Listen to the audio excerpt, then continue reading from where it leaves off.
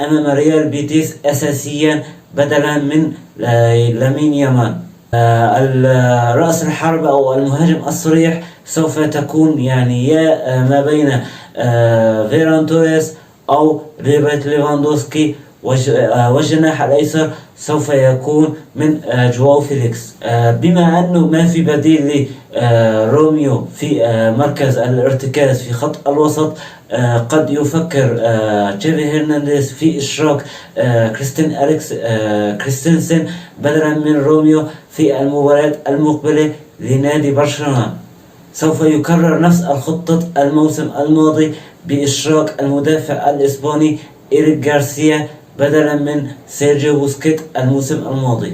والآن يفكر تشافي هرنانديز بشكل كبير جدا بإشراك كريستنسن لكي يكون الارتكاز مقابل